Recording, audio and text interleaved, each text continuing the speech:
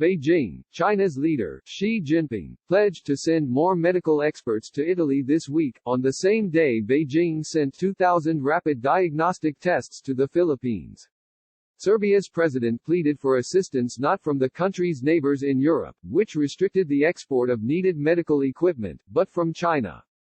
European solidarity does not exist, the Serbian leader, Aleksandar Vučić, said when he announced a state of emergency in televised remarks. That was a fairy tale on paper. I believe in my brother and friend Xi Jinping, and I believe in Chinese help. Only a few weeks ago, China was overwhelmed by the coronavirus epidemic that began in the central Chinese city of Wuhan, accepting donations of masks and other medical supplies from nearly 80 nations and 10 international organizations. Now, with new daily cases at home dwindling into the single digits, China is mounting a diplomatic offensive to help, as the rest of the world struggles to get the virus under control. From Japan to Iraq, Spain to Peru, it has provided or pledged humanitarian assistance in the form of donations or medical expertise, an aid blitz that is giving China the chance to reposition itself not as the authoritarian incubator of a pandemic but as a responsible global leader at a moment of worldwide crisis. In doing so, it has stepped into a role that the West once dominated in times of natural disaster or public health emergency, and that President Trump has increasingly ceded in his America First retreat from international engagement. This could be the first major global crisis in decades without meaningful U.S. leadership and with significant Chinese leadership, said Rush Doshi, director of the China Strategy Initiative at the Brookings Institution in Washington. He noted that only a few years ago the United States led the fight against Ebola. The outbreak that started in Wuhan, which has infected nearly 200,000 people and killed nearly 8,000 worldwide, has been a staggering setback for Mr. Xi's leadership, fanning discontent at home and questions abroad about the efficacy of the communist state. Now, the global failures in confronting the pandemic from Europe to the United States have given the Chinese leadership a platform to prove its model works, and potentially gain some lasting geopolitical currency. As it has done in the past, the Chinese state is using its extensive tools and deep pockets to build partnerships around the world, relying on trade, investments and, in this case, an advantageous position as the world's largest maker of medicines and protective masks. The largesse is going a long way to help temper popular anger over its initial mishandling of the outbreak that is now wreaking havoc on every continent bar Antarctica. I don't know and now I don't care, Michele Geraci, a former undersecretary in the Italian Economic Development Ministry, said in an interview when asked if the assistance reflected China's geopolitical ambitions as much as humanitarian concerns. He said the urgent issue was to provide aid to save lives, something that Italy's allies in the European Union had been unable or unwilling to do. If somebody is worried China is doing too much, the gap is open to other countries, he said. This is what other countries should do. China has long aspired to assert a more prominent role in the United Nations and other international organizations while projecting its political, economic and military influence in more and more parts of the world, at times in direct competition with the United States. China is now trying to repair its severely damaged international image due to its mishandling of the outbreak in Wuhan in early January. Minxin Pei, a professor of government at Claremont McKenna College in California, wrote in an email. Donating medical supplies shows China is a responsible and generous world power, he added. It is also touting its success in containing the coronavirus outbreak to suggest its one-party regime is superior to the bumbling democracies in the West, in particular the U.S. On Wednesday, China said it would provide 2 million surgical masks, 200,000 advanced masks and 50,000 testing kits to Europe. We're grateful for China's support, Ursula von der Leyen, the president of the European Commission, said in tweet. We need each other's support in times of need.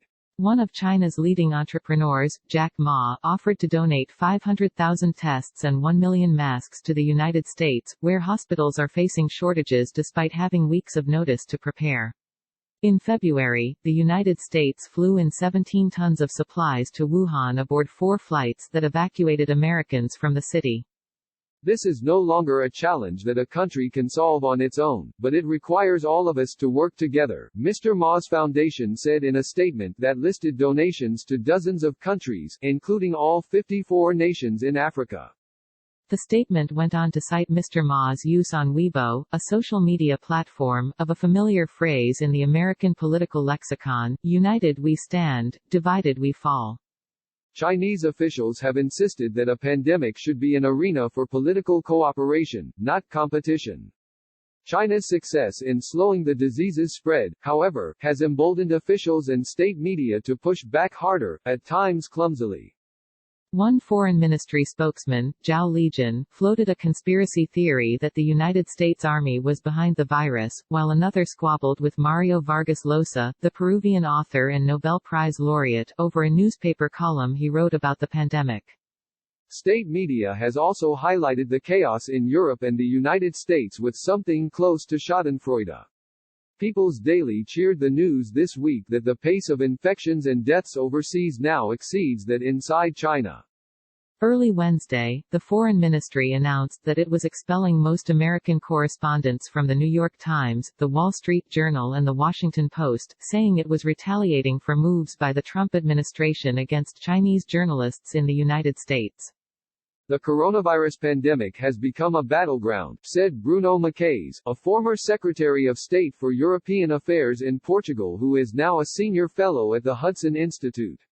I see China focused on using the crisis as an opportunity to play up the superiority of its model. I think this also shows what climate change could look like in the future, he added, less an opportunity for global cooperation and more the background for geopolitical competition, with every major actor trying to do better than its rivals. China's critics dismiss the assistance as hollow gestures, even cynical ones. Many in Italy, for example, angrily pointed out that China was selling masks, respirators and other medical equipment, not donating them, and claimed that some of the materials were meant for Chinese citizens in the country. Others have warned that China was using its dominant role in the production of respirators and masks to reward friendly nations. China made half the world's masks before the coronavirus emerged there, and it has greatly expanded production nearly 12-fold since then, although it has kept more of the supply for itself. Li Xingqian, the director of international trade at the Commerce Ministry in Beijing, said in a recent briefing that the government had not issued any rule to stop exports, but simply needed to meet strong domestic demand for masks and other protective equipment. For countries on the receiving end of China's largesse, questions about the country's motives have largely taken a back seat. That has been especially clear in Iraq, a country that has been a focus of American foreign policy for decades.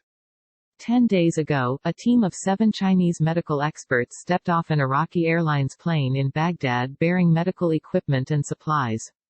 Those included 2 machines that will allow Iraqi lab technicians to more than quadruple the number of coronavirus tests they do every day, according to doctors dealing with the outbreak.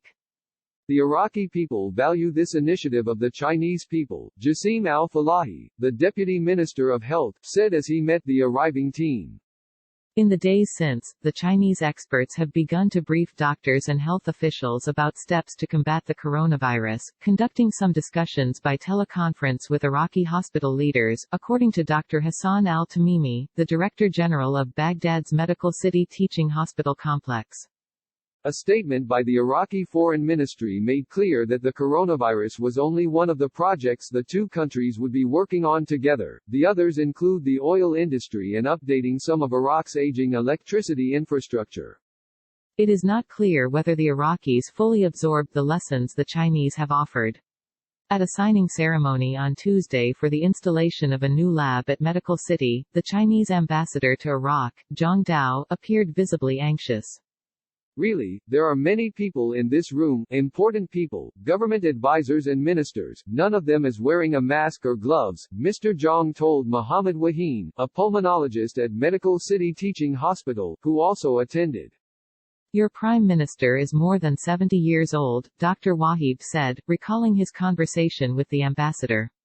You are not taking this seriously. Stephen Lee Myers reported from Beijing, and Alyssa J. Rubin from Baghdad. Reporting and research were contributed by Keith Bratcher in Shanghai, Claire Fu in Beijing, Jason Philip Gutierrez in Manila, Jason Horowitz in Rome and Stephen Erlanger in Brussels.